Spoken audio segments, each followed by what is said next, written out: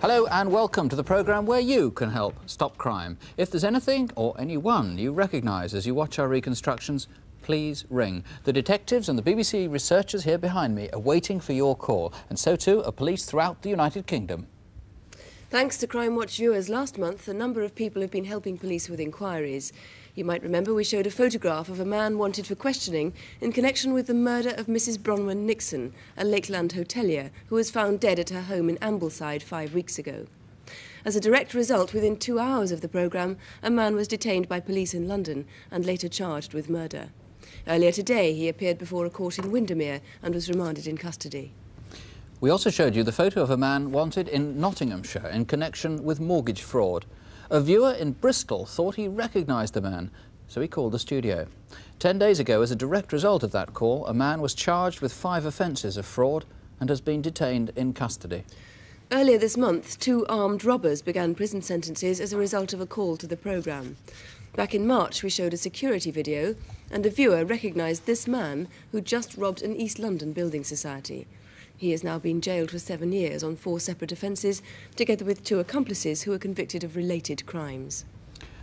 In our first case tonight, police are looking for a random killer, a man who's killed once and might kill again.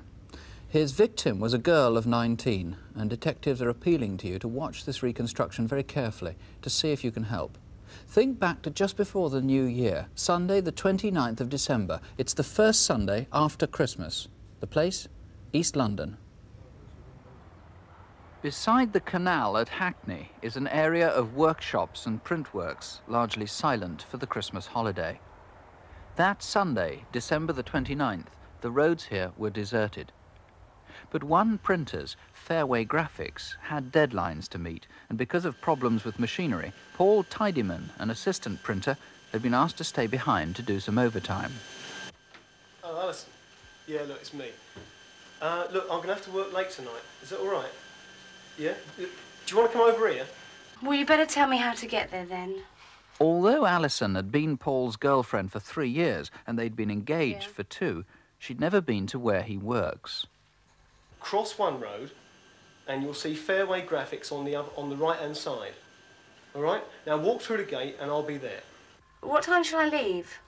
Well, if you leave between about 5:30 and 6 o'clock, then I'll start looking out for you from around 7. All right, see you later, then. Bye.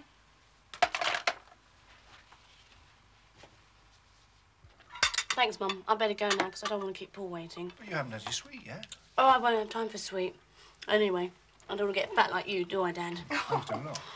Mum, could I borrow a couple of quid for my fare, please? Yes, of course you can. That should be it. Fine, thanks a lot. All right, I'll be then. off. I'll see you later. Okay. Yeah, bye. Bye. Bye. With only enough money for her one-way fare, her sheepskin coat and Paul's directions, Alison set off. It was a bitterly cold evening.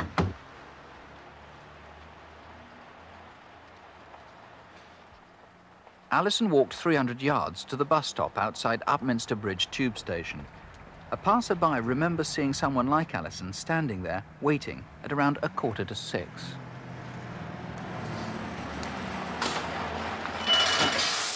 The bus she took would have been a single-decker 244 or 248 to Romford station. The journey would have taken about 10 minutes. From Romford, she took a 20-minute train journey to here, Stratford in East London. It was at Stratford station that detectives have the last clear report of Alison being seen alive by the ticket collector, Rose Lee. Excuse me, I think I've got myself lost. I've just come from Romford and I want it to Hackney Wick. Well, why you've got to go straight back down to the bottom, into your left, over the bridge number 1. Number 1. It's been freezing, isn't it? Yeah, it's really tough. Thanks. Bye. Alison may have waited 15 minutes on platform 1 for the train to Hackney Wick.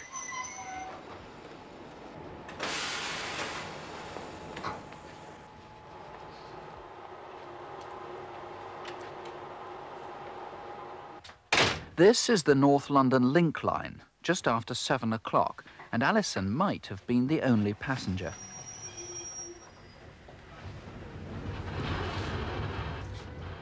The journey lasted just 2 minutes.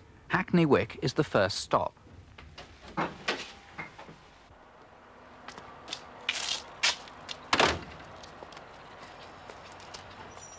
Police believe Alison arrived here at about 7:10.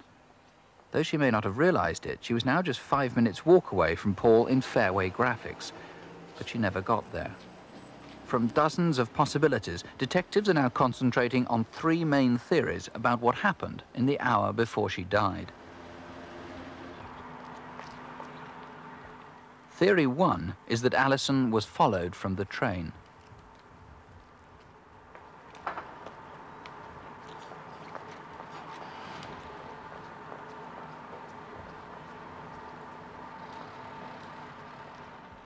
Alison may have been lost, or she may have realised she was being followed. A minicab company remembers receiving a call from a young woman at 7:13. Hello, I'd like a cab, please. I'm at Hackney Wick Station, and I want to go to Hackney. A delay? How long of a delay? Either her time ran out, or she couldn't wait. The line went dead. The cab telephonist remembers that the caller sounded distressed.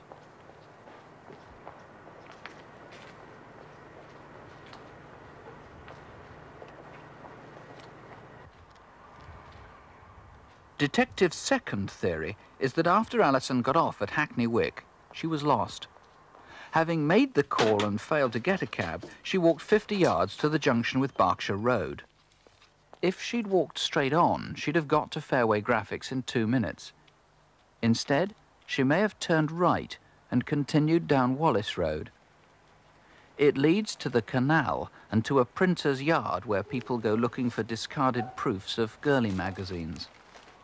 It could have been she met her killer here.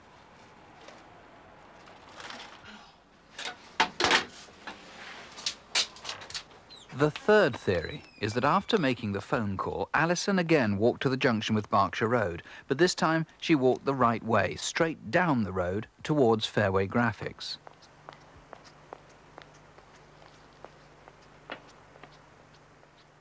When she got there, she would have seen the sign saying Atlas Works, which she knew was another name for Fairway Graphics. But instead of going to the main doors, maybe she turned down to the side. It leads to the canal.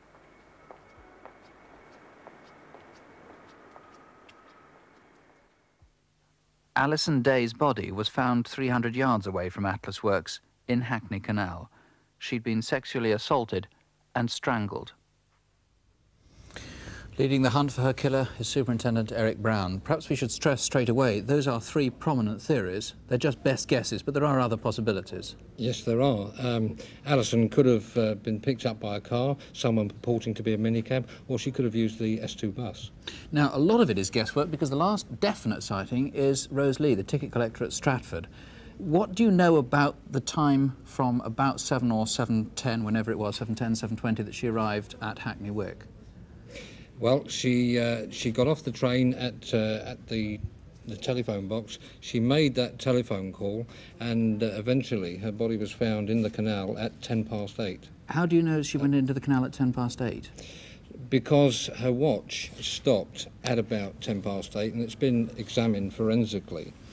And we can say that it did stop immediately. It went into the water, and other forensic examinations confirm that. So she got off the train at 7:10 or 7:20 and was in the canal by 8:10? Yes. Now, what might people round there, if there were people round there, other than the killer, have heard or seen? They might have heard Alison scream, or they might have heard a splash as this coat was put into the canal separately from Alison. Or they might have seen someone on the Trowbridge estate, which is the estate close to the scene, carrying a coat like this. And this was put into the canal very close to the Eastway Bridge. Right. And you brought some shoes. These her shoes recovered from the canal? Yes, no, they're not. Her shoes, these are very like her shoes. Her shoes are missing. And we would be very interested to hear from anyone who's seen a pair of shoes like this discarded somewhere. Have other women been attacked in this area? Yes. women have been attacked in this area. We'd be very interested to hear from any women that have been attacked in Hackney Wick or Leighton or Bow, which are very close. Now, the crucial time, presumably, is anybody who has been attacked or anybody who's been frightened by a man in that area, what, around Christmas time this year? This attack, remember, was the last Sunday of the year, Sunday after Christmas. Yes, that's right. That's the crucial time. But we'd also be interested to hear from women who've been attacked in, say, the last 3 or 4 years in that area. Really, as far back as what, 1980, 81, 82? Yes, that's right. OK, well, if they will ring, please do. If you can help, do ring us now. Here's the number, 01811 8055. You can, if you want, ask to speak to a woman police officer. If you prefer, you can ask to speak to a BBC researcher. It is in absolute confidence. Or you can ring the police direct on 01488 5212 and ask for the Alison Day Incident Room. That's 01488 5212. Well, now the Crimewatch photo call. See if you recognise any of the three faces Helen Phelps and David Hatcher will now tell us about. First to Gloucestershire, where police want to interview this man, Vernon Bentley. He worked in Gloucester between June and December 1984, specialising in financial advice for small businesses. More than 12 months ago, he disappeared, and with him, more than £8,000 entrusted to him by clients. We think he may be working as an accountant somewhere in the north of England, where his West Country accent may make him distinctive. If you've seen him, please ring us. And you may remember this photo of Desmond Quigley, wanted by Lancashire police investigating the murder of John Ward, an antiques dealer found dead in Lancaster in December 1984. We first showed it last March, and since then there have been some interesting developments. Inquiries have now established that Desmond Quigley has recently been working on market stalls in the London area, specialising in the sale of military artefacts. He's in his mid-40s and has a strong Glaswegian accent. So if you've seen him, call us. Finally, this picture of Natalie Doughty, who went missing from her home in Warwick over 3 years ago, leaving behind her 11-month-old baby daughter. Natalie was 19 then, slim with brown eyes and brown hair, and she had tattoos on her fingers. She may well have decided to break off all her existing ties, but her family and friends are still anxious for her safety. A call in complete confidence might just reassure them. If you've seen her or any of the other faces on our photo call, please give us a ring. The number, if you do recognise any of those faces, 01811 8055. That's 01811 8055. Well, now we move to Manchester for our next reconstruction. 2 attacks on a security company which delivers the wages for Salford City Council. Detectives believe that it may have been the same gang involved in both attacks. For security reasons, some details of the wage delivery procedures have been changed. Our reconstruction starts just before Christmas with the first attack in Swinton, Manchester. 8 o'clock on the morning of Thursday the 12th of December. This Land Rover was spotted moving through the yard at the back of Grosvenor Road Primary School in Swinton. 3 men had entered the school grounds carrying shotguns. Their target was the Thursday morning payroll. They held staff at gunpoint, but panicked when the security van due to deliver the wages failed to turn up. At 8:15, the men made their escape empty-handed. That blue Land Rover had been stolen the night before in Oldham, 11 miles away.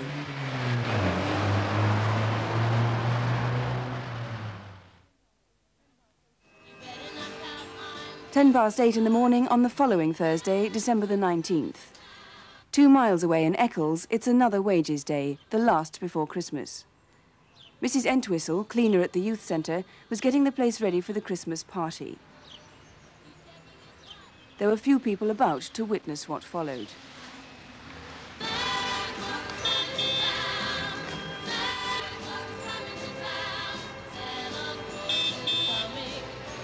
I hope she's in today. She was off last week. I won't be a second.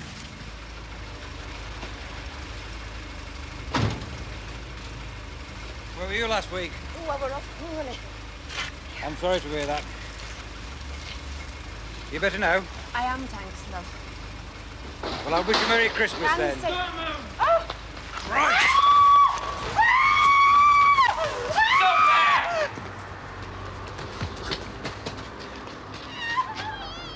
Stop right there! Come here!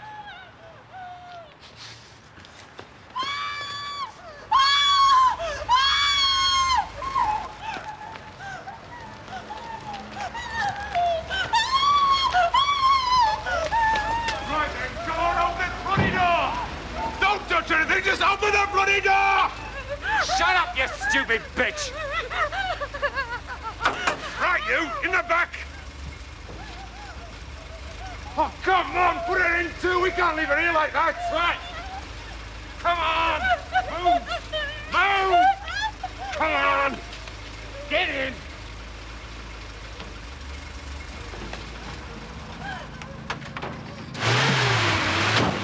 Go, go, go! With their hostages in the back of the security van, the raiders drove off up Gladstone Road, followed by an accomplice driving this yellow van.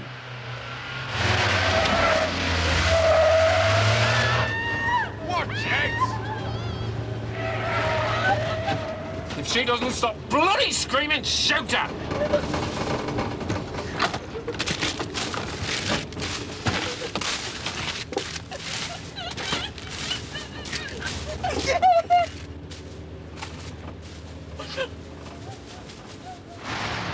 Driving through rush hour traffic, they crossed the M602 at Albert Street.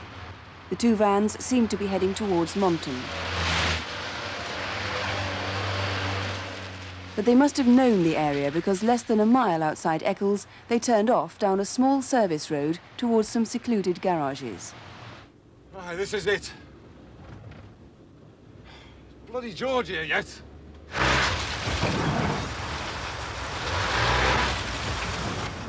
You, get on the floor. Get your heads down. Right, don't move.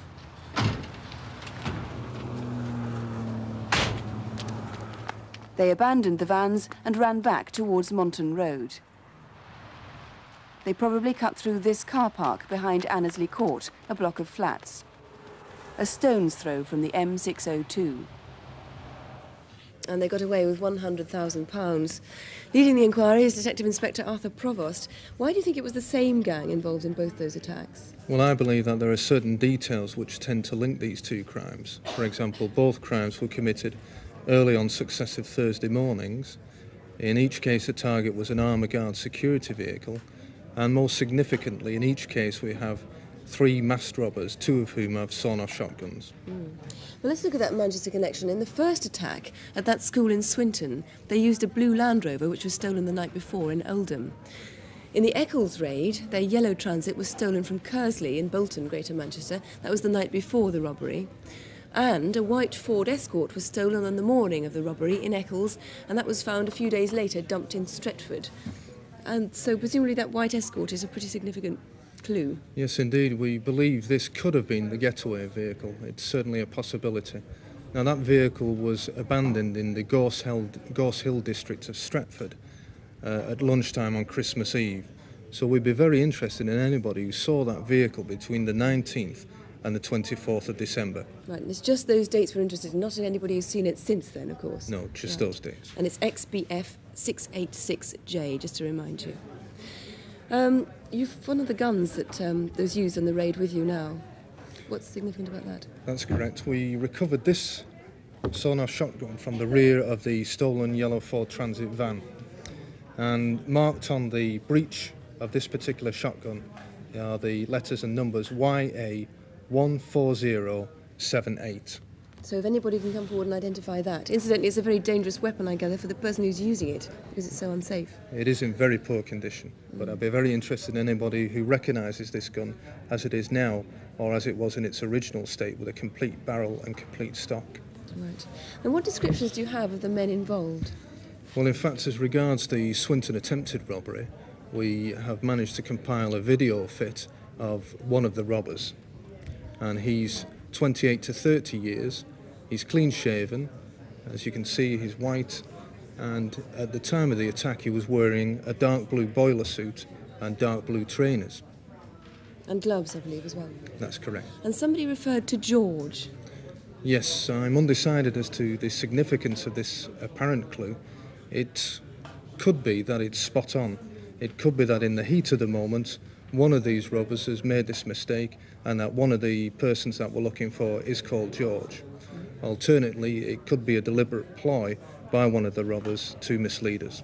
Perhaps somebody saw them escaping. We showed them escaping over that block of flats car park, Annesley Court. Well, indeed, we'd be very interested to hear from anybody who was in the Monton Road, Annesley Court area of Eccles on the morning of the 19th of December, who may have seen these three men running away. Right, and there's a reward, I believe.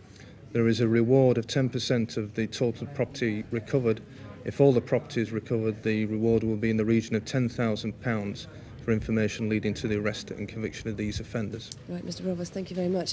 If you have seen anything that you recognise there, please do ring us here in the studio on 01 811 8055 or ring the police direct in Manchester on 061 872 5050. That's 061, the code for Manchester, 872 5050. And now to our incident desk. Crimes from around the country that your calls might solve. Tonight, police need your help to catch a robber who struck in Belfast city centre, a bogus doctor who's been conning Midlands people for over 4 years, a man who raped a Sussex schoolgirl, and a gang who robbed a post office van of almost £100,000. Here are Superintendent David Hatcher and Police Constable Helen Phelps. First, the hunt by police throughout the Midlands for a man who's committed at least 8 indecent assaults by posing as a doctor. He began his career in Coventry in 1981, then turned up in Leicester in 1982 and again in Nuneaton in 1983. Most recently, he's been in Birmingham in the Sheldon area, where 5 weeks ago he assaulted 2 girls. We've reconstructed the events leading up to this latest incident using a particularly good look-alike. So far, the bogus doctor has talked his way into people's homes, into factories, and in Sheldon into a hairdressing salon. Can I help you? Good afternoon. Are you the manageress? Yes, I am. Environmental Health and Safety. My name's Alan. How do you do? Now, I have to make an inspection of your premises today. Oh, yeah. Could you show me around, please? Yes, I suppose so. If you'd like to come around this way, I'll show the office first. Thank you.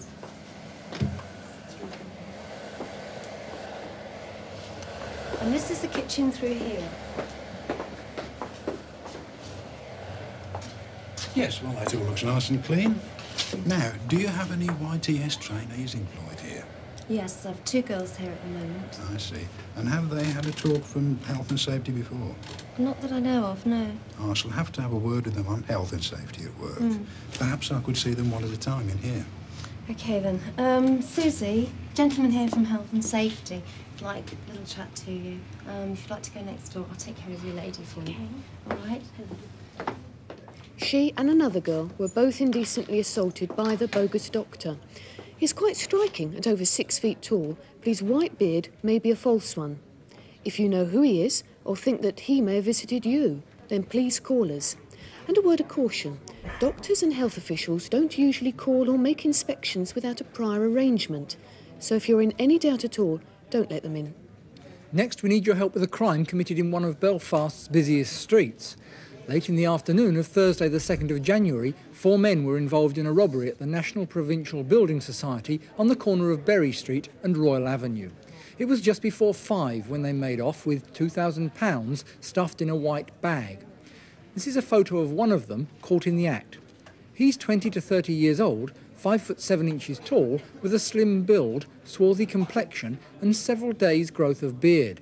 If you think you know him, please give us a ring. For 7 weeks now, police in Sussex have been hunting a man who raped a 14-year-old girl. On Thursday the 9th of January, the girl went on a cross-country run from her school in Crawley. At about 10 a.m, as she ran along the A23 towards Cheels roundabout, a copper-coloured Vauxhall Chevette Estate pulled up in front of her. The driver asked the girl for directions to Horsham. He claimed to be disabled and insisted she showed him the route on a map. At that stage, she was dragged into the car, driven 2 miles along towards Pease Pottage to a quiet country lane where she was raped. We've got a good description of the man. He was between 35 and 40 years old, about 5 foot 10 inches tall, well built, with fair hair. The girl remembers he didn't sound like a local, and despite that disabled sticker on the car's rear window, he wasn't disabled. Perhaps the most important clue was the driver's map. It had pencil markings around Dorking with the name Audrey written on it. If you've any idea who the girl's attacker is, or if the name Audrey means anything at all, please ring us in complete confidence. Finally to Bournemouth on the south coast and a visit from 3 men who weren't in town for the sea air. Their target was a £90,000 pension delivery, and our reconstruction of their attack was filmed by Crimewatch South. At 9:35 on the morning of Thursday the 23rd of January, the pension money was delivered to the Charminster Post Office. Right, follow that car. Move it! As the convoy tried to pull away, it was blocked in by a bus. Come on, get this stuff out of the way.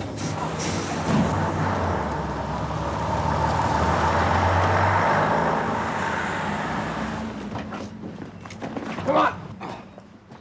Just around the corner in Nortoft Road, they switched the money to this stolen brown Sierra.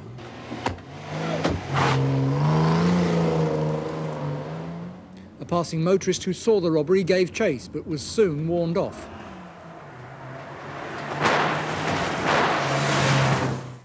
That brown Sierra was found abandoned near the Wessex Way in Bournemouth, and it led to the London area.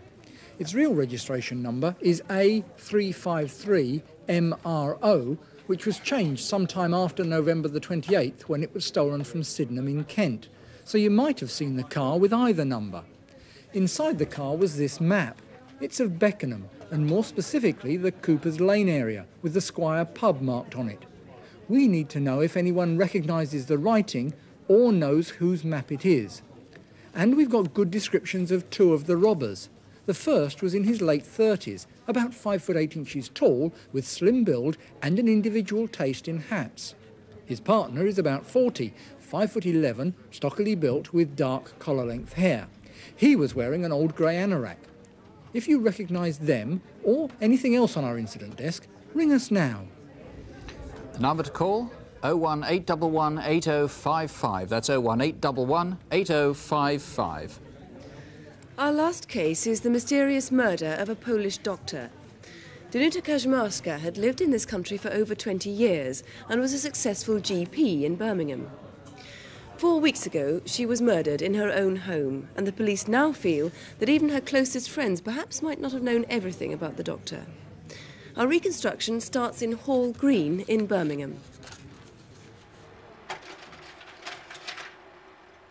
It's 9 o'clock at night on January the 22nd. Paul Kernich, a keen amateur photographer, lives just a few houses down the road from Dr. Kaczmarska. When smoke started creeping into his living room, he thought his house was on fire.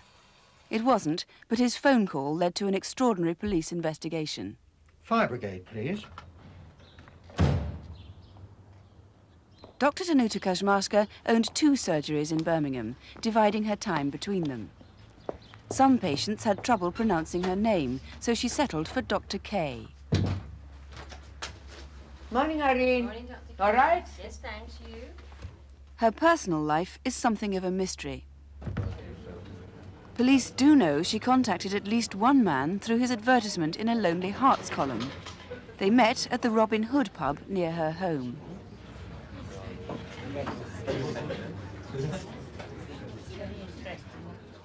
Dear Box 9199, I am a university graduate in a full-time profession within your specified age group. Interested in people, travel, reading, eating, and drinking, but not in sport. A smoker, solvent, without any ties, bored and fed up at times. If you wish, you may contact me by ringing the following number and asking for Kate. You live on your own, then? Yes. I used to live with a friend for some years, but there was a terrible accident. He died in a fire. Well, that sounds awful, Kate. I may call you Kate. Well, I have to tell you, that's not my real name. I put Kate to answer your advertisement, but my name is Danuta. I hope you don't mind. Not at all. Here's to the real lady, Danuta. And to you. This man has already provided detectives with invaluable information. And perhaps Danuta met other men through magazine or newspaper advertisements. If you met her under the name Kate or any other name, you too might help the police to piece together her story. And now, Madame, we must part. Oh. An old Polish custom, I believe. Very good. Very good. Good night. Good night. No. No. Anyway, I'm off to London at the weekend, so I'll phone you when I get back. January the 21st, the night before her death, and a relaxed phone call to a Polish friend. Do widzenia, pa. Police have now established that she'd applied to join a computer dating agency under another name, Diane Ansell, but she never posted that form. The following day, Wednesday, January the 22nd, Danuta went to her local supermarket on the Stratford Road, 4 minutes' walk from her home. Oh, hello, Sandra. How are you? I'm fine, thanks, Dr. Kay. How are you? I'm fine. And the family, how are they, the children? Yes, they're all right. Oh, it's cold, isn't it? Freezing. What's all this food in your bag?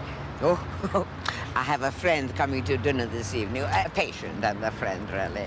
And I thought something interesting would be the thing to do. I got all these vegetables and so forth. I hope they like this kind of thing. If you have a bottle of wine, they won't notice what they're eating. No, that's true. Oh, I'm in a hurry. I must go, Sandra. Have a nice evening. Thank you. I will.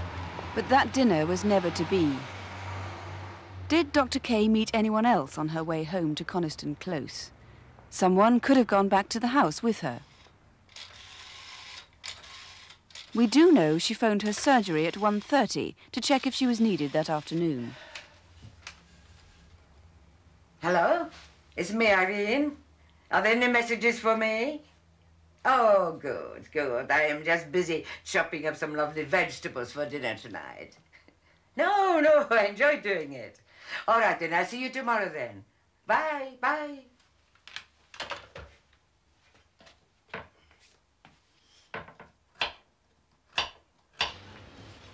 At 3 o'clock, she was back at that same supermarket buying a bottle of red wine. The cashier, Helen Mills, has a good reason to remember her visit. Any cigarettes? No, thank you. 2.25, please. Here we are. Thank you.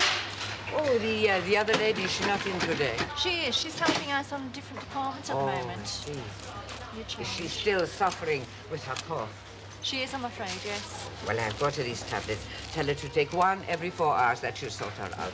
Oh, thank you very much. That is No kind of trouble. you. No trouble at all. Goodbye. Bye-bye. At 3:30, a neighbour saw Danuta returning to her house. She was alone then, but her murderer must have been nearby and was almost certainly someone she knew who was perhaps already in the house.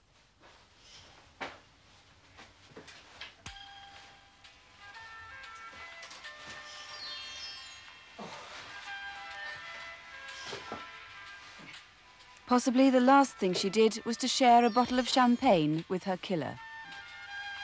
Here we are. Dr. Kay was dead within half an hour.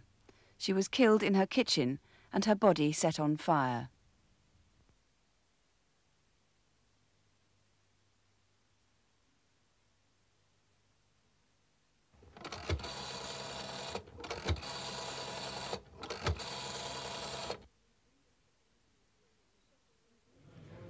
Well, it's such a shocking murder. Detective Superintendent David Speake, you believe it must have been someone she knew, although not the lady who was due for dinner with her that night. It definitely wasn't her. But why do you think it was someone she must have known? Well, there was no sign of any forced entry to the house, and obviously the person who was allowed into the house was welcomed by the doctor. And in fact, when he left, he double-locked the mortise lock and took away a key identical to this. In fact, we haven't found that key. So it seems that he might have known the house quite well if he knew how to lock the house and what keys to use and so on. Yes, there are indications because of the findings of a file and things like that. That in fact, shortly before her death, she was drinking champagne, which is Sainsbury's pink champagne, which may well have been bought by her murderer, but it's more likely it was bought by a friend or indeed a patient and given to her perhaps for Christmas. Anyone that bought such a bottle for Dr. Kay or knows of anyone that bought a bottle for her would like them to contact us. And indeed, we believe the murderer took this empty bottle away. And if anyone's found an empty bottle of Sainsbury's champagne abandoned, we'd like them to get in touch. He also took with him the murder weapon, didn't he, which was an axe, you believe? Yes, as shown there, it's only about 9 inches in length and quite an unusual axe. We've tried to find one identical and can't do it. It belonged to her, didn't it? It belonged to her, and she had it in her kitchen for some time, and again, that's gone, and obviously the murderer has thrown that away somewhere. So, whoever killed her took the keys, the empty bottle of champagne and the axe with him. He must have been quite conspicuous. One would think so, but what we haven't had is anyone getting in touch of seeing anyone walking from Coniston Close onto the Stratford Road or in Hall Green on that day, and anyone that saw any person walking from that area would like them to contact us. Perhaps they will tonight. You feel she could have met other men, perhaps through Lonely Hearts columns or Lonely Hearts organisations, like the man we saw on that reconstruction who's helped you a lot. That incidentally was an actor, not the actual man, but you want other people like that to come forward. Yes, she was an outgoing lady. She met a number of men. Anyone that saw her in 6 months prior to her death, perhaps in a club, a pub, a restaurant or a hotel with someone, we urgently need them to contact us. So anyone who might have seen her with somebody is very important. She's a very memorable lady. Yes, indeed. Right. Well, let's hope somebody does come forward. Thank you very much indeed. And the number to ring, if you can help at all, is 01 811 8055. Or if you prefer, you can call Birmingham Police Direct. They're on 2 numbers, 021 772 1065 or 021 772 1033. Just repeat that. That's 021, the code for Birmingham, 772, either 1065 or 1033. Crimewatch can be a rather grim litany of crimes, but before we go, an appeal that could have a happy ending for someone. See if you recognise any of this lot. £14,000 worth of jewellery. It was recovered by police in north-east England, but it might conceivably come from anywhere in the United Kingdom. At the diamond ring, this one, that alone is worth £5,000. It was made in 1974, maybe to mark a special occasion. Equally striking is this elaborate cluster, 10 sapphires and 21 diamonds. And this we're just coming to here, 18-carat gold bracelet. That has figures engraved on it, 75098VIMAR. Do you recognise that? They may mean something to someone. And there's also this collarette and matching earrings. Now, we know that's made in London. It's valued at nearly £1,000. Is it yours, or do you know whose it is?